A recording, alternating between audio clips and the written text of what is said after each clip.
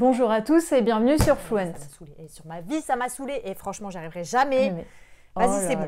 Mais qu'est-ce qui se passe encore? Qu'est-ce qui se passe? Franchement, j'y arriverai jamais. Vas-y, c'est bon.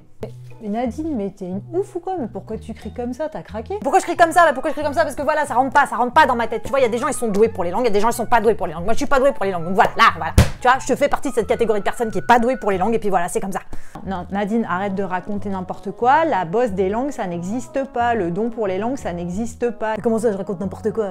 Bah si, je sais de quoi je parle quand même. Tu vois, il y a des gens, ils ont la bosse des langues, il y a des gens, ils ont pas la bosse des langues. Il y a des gens qui y arrivent, il y a des gens qui y arrivent pas. C'est comme ça. Il y a des gens, ils font bien de la musique, il y a des gens, ils font bien du sport, et il y a des gens, ils apprennent bien les langues. Et ben moi, je parle pas des langues, et ben voilà. Et déjà, j'ai du mal à parler ma langue, et ben voilà, j'y arrive pas. Alors déjà, je te le dis, non, c'est pas comme ça que ça se passe.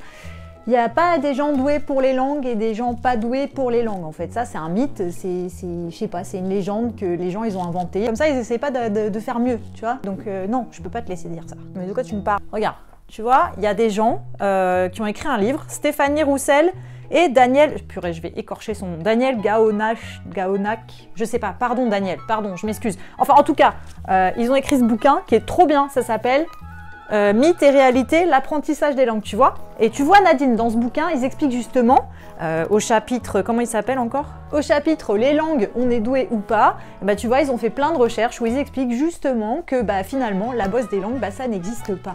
Et bah t'as qu'à le lire, tiens, vas-y, tiens, prends. C'est quoi ça?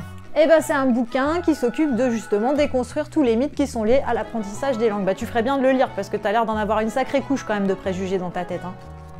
Ah ouais. Ah et donc ça a rien à voir? Non, ça a rien à voir. T'es sûre? Ouais, je suis sûre. Oui, bah oui, je suis plutôt sûre, oui. Par exemple, c'est-à-dire que si j'ai des difficultés avec un truc, il y a peut-être un truc où je suis meilleure et qui va me permettre d'apprendre quand même? Voilà, exactement. Bah enfin, ça y est, tu commences à comprendre. Tu dis pas que des bêtises, toi. Hein. Ben non, je dis pas que des bêtises. Donc la prochaine fois, avant de commencer à beugler, là, bah tu m'appelles, hein. Ok? Bon, maintenant, je retourne bosser parce qu'il n'y a pas moyen de bosser avec toi. Hein. Oh là là! Alors voilà, la folle dingue que vous venez d'entendre, c'est Nadine, ma coloc. Et Nadine, ma coloc, elle a tout le mal du monde à apprendre une nouvelle langue. C'est pas spécialement évident pour elle. Alors elle part du principe qu'elle est pas douée pour les langues. C'est-à-dire qu'il y a une théorie selon laquelle on naît avec des prédispositions génétiques pour faire tel ou tel truc. Et donc ce livre que j'ai présenté à ma chère coloc Nadine, eh bien il traite de ça, notamment, entre autres sujets, et c'est ce sujet que j'avais envie d'aborder avec vous aujourd'hui. Donc, pour vous résumer, je vais vous la faire courte quand même parce que je vais pas non plus vous raconter tout le livre, hein. Le mieux c'est quand même de le lire, mais on va passer en revue les différentes choses et les différentes études qui ont été faites pour déterminer si oui ou non on pouvait être doué pour les langues ou simplement complètement nul. Alors par exemple, dans un premier temps, on va avoir la personnalité comme facteur déterminant. Et au sein de cette personnalité, on a découvert qu'il y avait encore deux choses qui étaient déterminantes, c'était l'extraversion, c'est-à-dire si la personne est extravertie, va facilement vers les autres, et puis le niveau d'anxiété qui pourrait aussi évidemment jouer un rôle. En deuxième facteur déterminant, on va avoir la motivation et notamment la motivation intégrative, c'est-à-dire de vouloir s'intégrer au sein d'une communauté de locuteurs. Et puis troisième grand facteur, évidemment, eh bien, il y a les stratégies. Les stratégies mises en œuvre soit par l'apprenant, soit par le professeur pour faciliter, pour accélérer l'apprentissage. Donc dans le livre, on parle de stratégies de bas niveau et de stratégies de haut niveau. Donc les stratégies de bas niveau, ça va être plutôt la segmentation du flux sonore, ça va être la traduction mentale. Et puis les stratégies de haut niveau, c'est celles dont je vous ai déjà parlé, je les ai déjà évoquées dans certaines vidéos, c'est les stratégies métacognitives, c'est-à-dire planifier des tâches, élaborer des hypothèses, être capable de mobiliser des connaissances qu'on avait déjà avant, voilà, ça concerne toutes ces stratégies-là, donc on appelle ça des stratégies de haut niveau. Maintenant, il faut bien comprendre que c'est pas parce qu'on parle de stratégies de bas niveau et de haut niveau qu'il y en a une qui est meilleure que l'autre, hein. Les deux marchent ensemble, les mains dans la main. Et puis pour finir, évidemment, on a bien entendu des obstacles à l'apprentissage qui sont par exemple les dyslexies ou alors les problèmes de mémoire de travail. Donc on en a déjà parlé dans la vidéo sur la mémoire, je vous mettrai un petit rappel en haut à droite.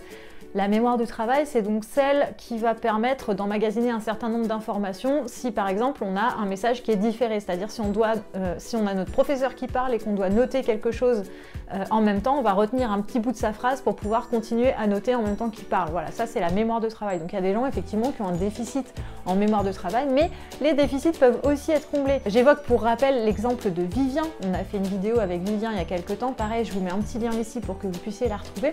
Et Vivien, dans la vidéo, il disait qu'il était un grand dyslexique et que déjà écrire son nom sans faire de faute d'orthographe, pour lui c'était un problème.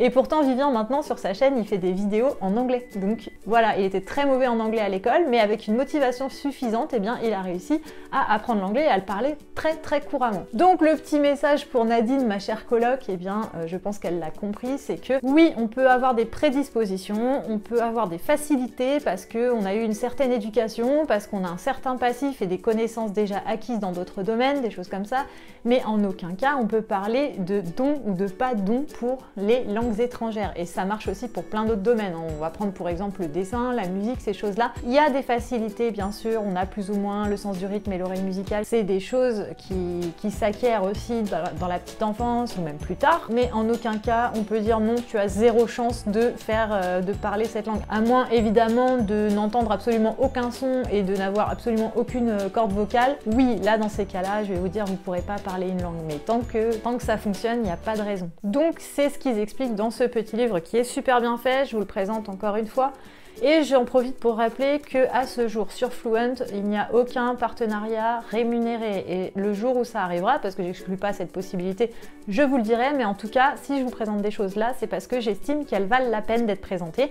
Donc ce n'est pas un partenariat rémunéré. Je vous invite quand même donc à lire ce petit livre qui s'appelle Mythes et réalité, l'apprentissage des langues. Il est vraiment très chouette, il est très bien expliqué, il repose sur des études scientifiques qui sont super bien décrites. Et j'en profite pour vous rappeler que si vous avez des difficultés avec une langue étrangère, il y a différentes portes d'entrée, il y a différentes façons de procéder, et surtout dans le cadre de l'apprentissage des langues en ligne, eh bien vous avez énormément de possibilités dans la mesure où vous êtes autonome. Donc n'hésitez pas à commencer par trouver une porte d'entrée, celle qui vous plaît, celle qui vous convient et celle qui fait que vous avez les meilleurs résultats, et puis ensuite vous travaillerez aussi sur vos points faibles. Et ça fait partie des stratégies métacognitives. Voilà, j'espère que cette vidéo vous a plu. Si c'est le cas, vous pouvez la liker, la partager, vous abonner, activer les notifications, nous suivre sur les réseaux sociaux, et je vous dis à la semaine prochaine pour une nouvelle vidéo.